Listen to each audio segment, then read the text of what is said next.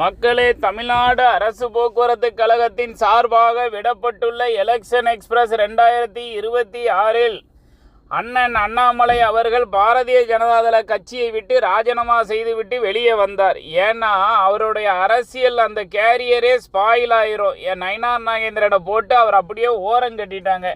இப்போ அண்ணன் அண்ணாமலை அவர்கள் புதிய கட்சியை தொடங்குவதற்காக ஒரு வெப்சைட், ஒரு தளத்தை கிரியேட் பண்ணார். அந்த கிரியேட் பண்ண தளத்தில் நீங்கள் எல்லாம் வாருங்க, நம்ம எல்லாம் சேர்ந்து ஒரு நல்ல வழியை உருவாக்குவோம்னு தான் ஒன்று ஆரம்பிச்சிருக்கார்.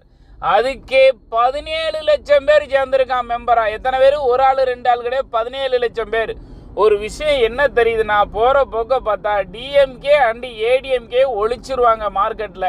அது போக அண்ணன் விஜய்க்கு சரியான ஆப்போனண்ட்டாக அண்ணன் அண்ணாமலை வருவார். கொஞ்ச நாள் கழித்து, பல ஆண்டுகள் கழித்து மீண்டும் ஒருத்தர் வருவார், அவர் தான் தனுஷ்.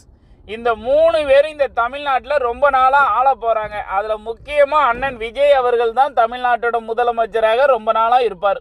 இதுதான் நடக்க போகுது. பார்க்கலாம் யார் என்னென்ன பண்ணுறாருன்னு பார்ப்போம். எத்தனை பேர் எங்கெங்கே வராங்கன்னு பார்க்க